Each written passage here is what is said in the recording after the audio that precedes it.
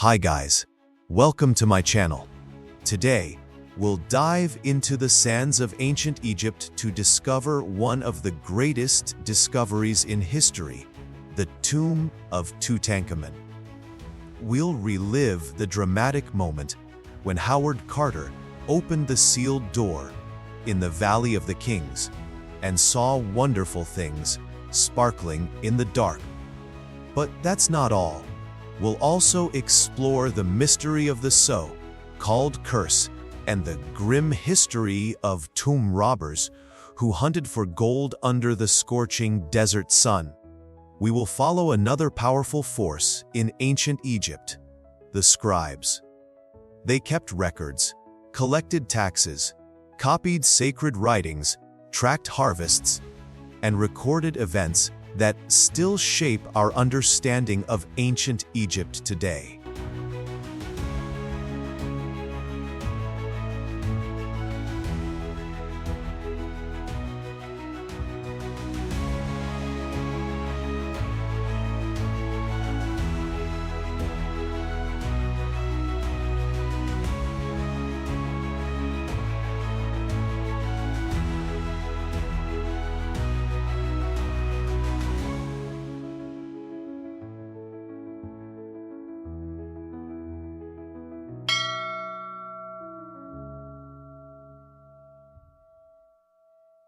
The day the world stood still, the discovery of Tutankhamun's tomb.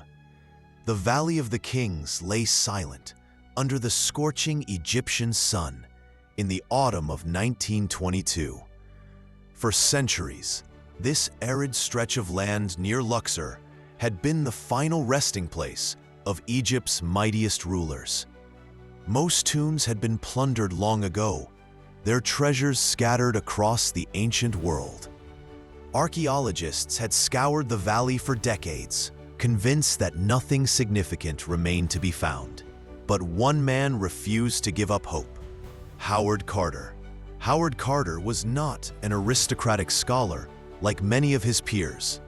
Born in Kensington, London, in 1874, he was the son of a struggling artist. He began his career as a teenage artist himself, sketching artifacts for archaeologists. Over the years, he earned a reputation for meticulous work, though his blunt manner often clashed with Egypt's elite and his wealthy British backers. By 1914, Carter was financially backed by Lord Carnarvon, a wealthy English aristocrat with a passion for Egyptology. Carnarvon funded Carter's excavations in the Valley of the Kings. However, after several disappointing seasons, Carnarvon's patience wore thin. By 1922, he gave Carter one final season to produce results, or their partnership would end. Carter's hunch was based on fragments of evidence. He believed a minor pharaoh of the 18th dynasty, one virtually unknown to history, was still buried somewhere in the valley. The name? Tutankhamun. Carter's belief stemmed from a cache of funerary goods with Tutankhamun's name found in the tomb of I, a later pharaoh. Workmen's huts built over an area near the tomb of Ramses VI, suggesting they had concealed something beneath them. If Carter was wrong, his career would collapse. If he was right, it could be the greatest discovery in archaeological history. At dawn on November 4th, Carter's team of Egyptian workers began clearing away the last debris from the site he had long suspected. That morning, one boy discovered something unusual: a carved stone step, partially buried beneath the rubble. Carter's heart pounded as they unearthed more steps, revealing a staircase descending into the earth. At the bottom lay a sealed doorway, plastered and stamped with the official necropolis seal, a sign that it had remained untouched for over 3,000 years. Overwhelmed with excitement, Carter sent a telegram to Lord Carnarvon in England. "At last have made wonderful discovery in valley, a magnificent tomb with seals intact. recovered same for your arrival. Congratulations. 3 weeks later, Lord Carnarvon arrived with his daughter, Lady Evelyn Herbert. Together, they descended the steps to the doorway. With trembling hands, Carter made a small breach in the plaster seal and held up a candle. As his eyes adjusted to the flickering light, he saw a dazzling array of objects, statues, gilded furniture, and strange shapes shrouded in linen. Carnarvon, barely able to contain himself, asked, "Can you see anything?" Carter's famous reply entered the annals of history. Yes, wonderful things. This was just the outermost chamber, known as the antechamber. It was so crammed with treasures that it took several months to catalog and clear the space carefully. Among the treasures were ceremonial beds shaped like sacred animals, golden chariots, and exquisitely carved statues of Tutankhamun as a guardian of his tomb. Behind the antechamber stood another sealed doorway. On February 16, 1923, Carter and his team finally broke through, revealing the burial chamber itself. Here lay Tutankhamun's nested shrines and coffins, culminating in the solid gold sarcophagus and the now iconic death mask that would become the face of ancient Egypt. The burial chamber's walls were adorned with vivid paintings depicting Tutankhamun's journey to the afterlife. However, Carter noted that some paintings appeared hastily done, supporting the theory of a rushed burial. News of the discovery spread like wildfire. Newspapers across the globe carried front-page stories of the boy king. Crowds flocked to museums and exhibitions, and a wave of Egyptomania swept the Western world. Ancient Egyptian motifs began appearing in fashion, architecture, and cinema. But amid the excitement, a darker story emerged: the legend of the Curse of the Pharaohs. On April 5, 1923, just weeks after entering the burial chamber, Lord Carnarvon died suddenly in Cairo from blood poisoning caused by an infected mosquito bite. Newspapers sensationalized his death, linking it to a supposed inscription found in the tomb: "Death shall come on swift wings to him who disturbs the peace of the king." In reality, no such inscription existed. However, a series of subsequent deaths among individuals associated with the dig, some coincidental, others from natural causes, fueled the legend. Even Arthur Conan Doyle, creator of Sherlock Holmes, claimed the deaths were caused by elementals guarding the tomb. Howard Carter himself, the man who had first opened the tomb, lived another 17 years, eventually dying peacefully in 1939. A strong counterpoint to the curse myth. The excavation of Tutankhamun's tomb lasted a full decade, meticulously documented by Carter and his team. In total, over 5,000 objects were cataloged, including Tutankhamun's iconic golden funerary mask, weighing 22 pounds, jewelry, weapons, and clothing offering insights into royal life, 2 small mummified fetuses, believed to be the stillborn daughters of Tutankhamun and his wife, Ankhesenamun, a meteoric iron dagger forged from a meteorite that had fallen to Earth. Carter's discovery revolutionized Egyptology. It provided a pristine snapshot of a pharaoh's burial, unlooted and undisturbed, something never before seen by modern archaeologists. The artifacts, now housed in the Grand Egyptian Museum, continue to captivate millions. For 3,200 years, Tutankhamun's name had been nearly erased from history. His reign was short, his political achievements modest, and his successors had sought to forget him. Yet through Carter's perseverance and a twist of fate, the young king achieved immortality. As Carter himself reflected, it is the dream of every archaeologist to bring to light the history of a forgotten people. Tutankhamun's tomb was not just a discovery. It was a time capsule of a vanished civilization. To this day, the golden mask of Tutankhamun remains one of the most recognizable artifacts on Earth, a silent witness to both the glory of ancient Egypt and the extraordinary story of its rediscovery. Tutankhamun's reign was short and politically modest, yet his tomb transformed him into one of history's most famous figures. Modern science continues to study his remains and artifacts, unraveling new details. DNA studies have confirmed his lineage and diseases.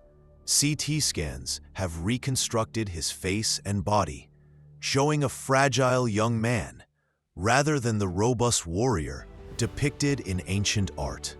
Theories persist about whether hidden chambers may exist behind the tomb's walls, possibly connected to Nefertiti, though radar scans remain inconclusive. Though erased from memory by his successors, Tutankhamun's legacy has endured through the accident of history. His tomb, untouched by grave robbers, has given modern humans a priceless window into the world of ancient Egypt, its splendor, its rituals, and its mysteries. The boy who died too young now lives forever, his golden mask shining as a symbol of both the fragility of life and the eternal power of history. Tomb raiders and curses. The black market of the afterlife. The Valley of the Kings, under the shimmering Egyptian sun, was meant to be the eternal resting place of pharaohs and their closest kin. For the rulers of Egypt's new kingdom, 1550 to 1070 before Common Era, monumental tombs carved deep into limestone cliffs were designed not only as burial chambers, but as spiritual fortresses. Painted with scenes from the Book of the Dead, stocked with treasure and provisions, these tombs were gateways to immortality. Yet from the moment the first sarcophagus was sealed, the dead were never safe. As gold gleamed in the torchlight of burial ceremonies, it also beckoned to the living. The same wealth meant to sustain a pharaoh's soul in the afterlife tempted the poor, the desperate, and the corrupt. Tomb raiding was not merely a crime.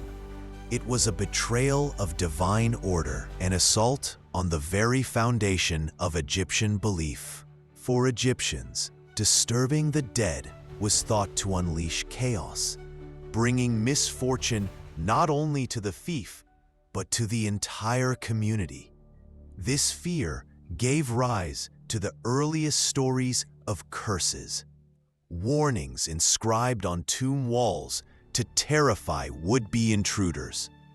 One chilling inscription found on a Middle Kingdom tomb at Saqqara read, "As for anyone who shall do evil to this tomb, the crocodile shall be against him in water, the snake against him on land." Despite such threats, history would prove that gold outweighed fear. Archaeological evidence reveals that tomb raiding began almost immediately after the first royal burials. In fact, many tombs show signs of intrusion within decades of their completion. The reasons were both economic and political. By the late 20th dynasty, circa 1100 before Common Era, Egypt was in decline. The state was bankrupt, soldiers went unpaid, and food shortages spread. Ordinary laborers, once employed to build tombs, now face starvation. Tombs, filled with gold, silver, and rare resins, became irresistible targets. An extraordinary ancient document, known as the Abbott Papyrus, now housed in the British Museum, gives a first-hand account of this crisis. Written around 1110 before Common Era, it records investigations into tomb robberies during the reign of Pharaoh Ramses IX. The papyrus describes raids on the tombs of nobles and even pharaohs, corrupt officials who either ignored the crimes or took bribes to look the other way. Detailed confessions of thieves, including how they melted down gold to sell on the black market. One testimony reads, "We found the noble mummy of this king, and we took the gold which was around his neck, and the amulets and ornaments which were upon him." This chilling account shows how organized and systematic ancient tomb raiding had become, a far cry from lone robbers sneaking in by night. Whole networks of thieves, officials, and merchants profited from stripping the dead, while physical defenses like hidden passageways and false chambers were common. The Egyptians also relied on psychological warfare, curses. Curses were often inscribed on doorways or burial goods, warning that divine retribution awaited intruders.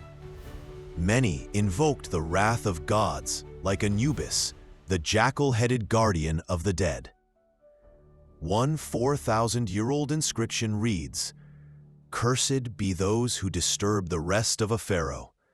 They that shall break the seal of this tomb shall meet death by disease, and swift destruction shall find them." Whether these curses were believed by thieves is uncertain. Most raiders were practical men who understood that the real danger came not from spirits, but from the law or rival gangs.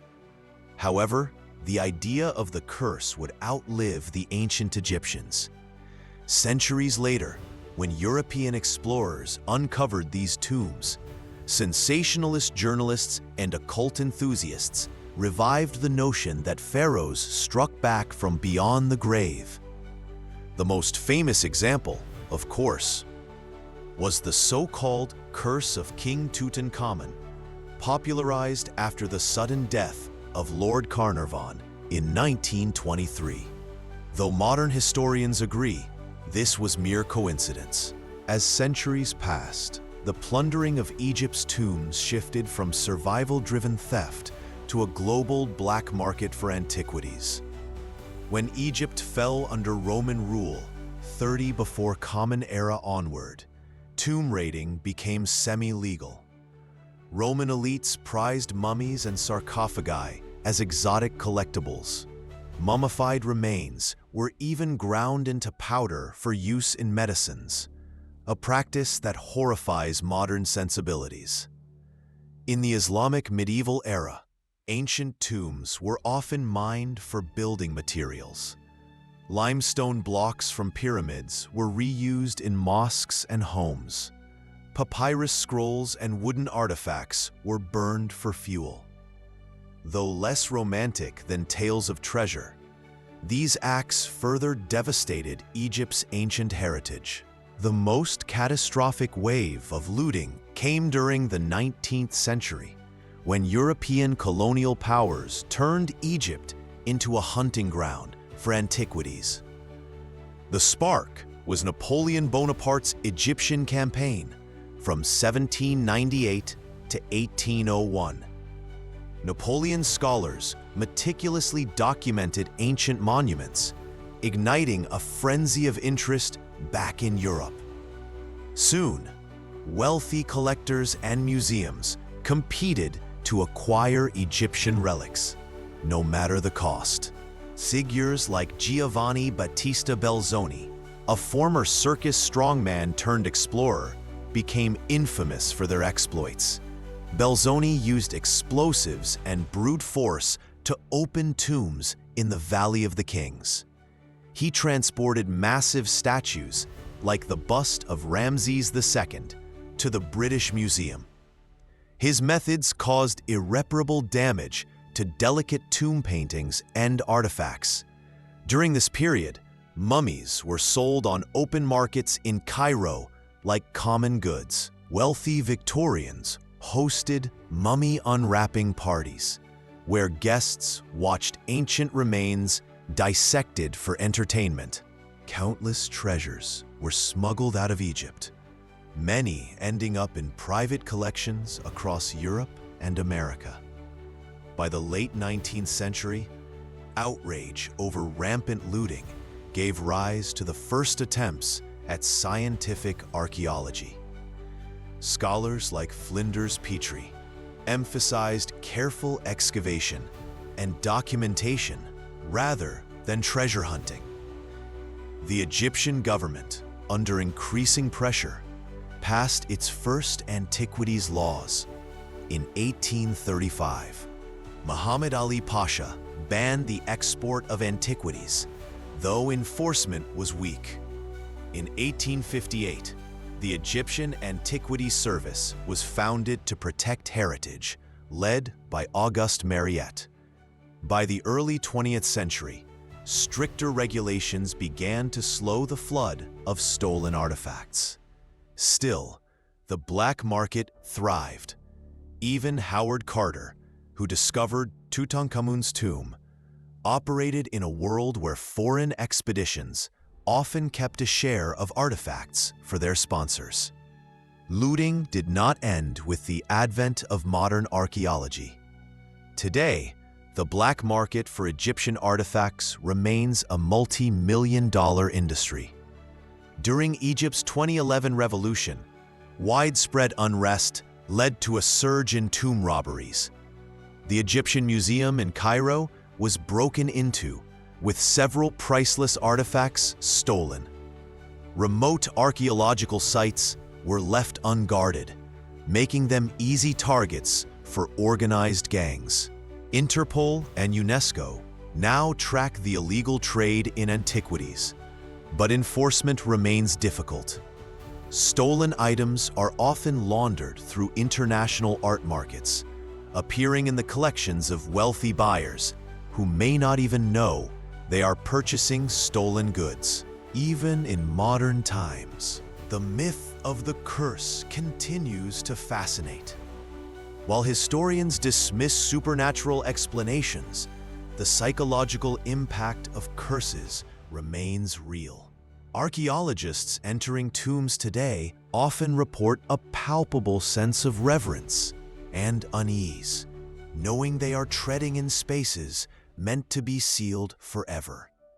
In 2019, when Egypt moved Tutankhamun's golden coffin for restoration, crowds gathered nervously, some whispering about the curse. The connection between ancient fear and modern fascination remains unbroken. The story of tomb raiding is not just one of greed and destruction, it is also a story of resilience. Thanks to the efforts of archaeologists, historians, and the Egyptian people, much of the country's heritage has been preserved against overwhelming odds. The tombs of Egypt were meant to safeguard the souls of the dead on their journey to the afterlife. Ironically, their desecration has given the world a priceless window into a vanished civilization. Yet every artifact stolen, every mummy destroyed, is a reminder of what has been lost to the black market of the afterlife. As archaeologist Kent Weeks once said, "We are fighting a war against time, greed, and indifference." These tombs are the last voices of a great civilization. If we do not protect them, their voices will fall silent forever.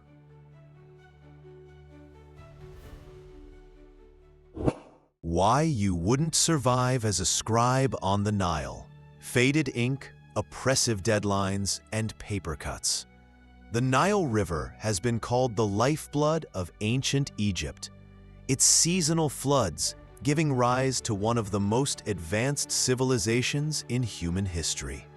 While towering pyramids, golden sarcophagi, and monumental statues often steal the spotlight, the true power of Egypt didn't rest solely on its pharaohs or priests. It rested on the shoulders of a far less glamorous class, the scribes. At first glance, being a scribe might sound like an enviable profession. You were literate in a world where fewer than 1% of people could read or write. You worked closely with the elite, avoided back-breaking labor in the fields, and enjoyed a level of social prestige. But if you imagine yourself sitting beneath a palm tree, elegantly writing with a reed pen while the Nile breeze cools your skin, think again. Life as a scribe was grueling, stressful, and often downright dangerous. Between faded ink, oppressive deadlines, and constant paper cuts, you probably wouldn't last a single flood season. In ancient Egypt, writing was more than a skill. It was a sacred act. The Egyptians believed that words had magical power, and writing was considered a gift from Thoth, the ibis-headed god of wisdom and knowledge. Because of this divine connection, scribes were not simply bureaucrats. They were seen as intermediaries between humans and the gods. Scribes were indispensable to every aspect of Egyptian society: government, recording taxes, census data, and decrees; temples, copying sacred texts and keeping ritual calendars; army, tracking troop numbers, supplies, and victories; agriculture, calculating crop yields and storage quotas after the Nile flood. An ancient text known as the Satire of the Trades, circa 2000 before Common Era, tells of a teacher named Keti who tries to convince his son Pepi to become a scribe. He paints other professions as miserable: brickmakers covered in mud, fishermen reeking of the river, farmers beaten by overseers. The scribe, by contrast, commands and is not commanded. But like many recruitment speeches throughout history, Keti left out some unpleasant truths. Becoming a scribe required years of intense education, usually starting at a young age. Most scribes were boys from relatively privileged families, though there are rare records of women scribes, especially in temple settings. Education took place in a house of life, often attached to a temple or palace. Students sat cross-legged on the floor, practicing hieroglyphs on broken pottery shards, ostraka, or wooden writing boards. Lessons were repetitive and punishing. A famous Middle Kingdom text, The Instructions of Keti, describes the typical training. The back of a youth has ears, and he listens when he is beaten. Mistakes weren't tolerated. A slip of the reed pen could turn a word into nonsense or even blasphemy. One poorly written tax receipt could send a farmer into rebellion or land a scribe in prison. Even after years of training, mastering the three main Egyptian scripts, hieroglyphic, hieratic, and later demotic, was daunting. Hieroglyphs alone had over 700 symbols, some representing sounds, others whole ideas. Hieratic, the cursive form used for day-to-day documents, required speed and precision. Writing fast while maintaining legibility was an art form in itself. Every scribe carried a writing kit, a wooden palette holding red and black inks, a set of reed pens, and a water pot for mixing pigment. Papyrus, Egypt's signature writing surface, was made by slicing the stalks of the papyrus plant into thin strips, soaking them, and pressing them together. While lightweight and durable, papyrus was also expensive. Dropping ink on a fresh sheet could ruin hours of work and your supervisor's temper. Ink, black ink, was made from soot mixed with water and gum arabic, while red ink came from powdered ochre. Red was used for headings, names of gods, and important corrections. In the scorching Egyptian sun, ink could dry out mid-sentence, forcing scribes to constantly stop and re-wet their pens. Reed pens. These were stiff, sharp, and prone to splintering. Long writing sessions meant blisters, calluses, and the occasional painful paper cut. A small injury, but potentially dangerous in a world without antiseptics. Archaeologists have discovered ancient scribes' palettes in tombs, such as the beautifully carved palette of Sekhmet, now housed in the British Museum. These tools were status symbols as much as practical instruments, reflecting the scribe's elite position. Imagine it's the peak of the agricultural season. The Nile has just receded, leaving behind fertile black soil. Villagers are harvesting wheat, barley, and flax, while tax collectors, accompanied by armed guards, descend upon the countryside. Who records every bushel, every jug of beer, every goat tithe? You, the scribe. Fail to report accurately, and you'll face punishment from your superiors. Report too accurately, and angry villagers may turn on you. A papyrus, known as the Wilbur Papyrus, around 1147 before Common Era, details tax assessments for farmland, revealing how meticulously scribes tracked even the smallest holdings. The deadlines were brutal. Pharaohs demanded up-to-date records for everything, from temple donations to military campaigns. During times of political turmoil, like the late New Kingdom, scribes worked day and night to keep pace with shifting alliances and orders. Mistakes weren't merely embarrassing, they could be fatal. A misplaced hieratic mark could change the meaning of a royal decree, leading to treason accusations. For this reason, scribes often worked in teams, checking and rechecking each other's work under candlelight.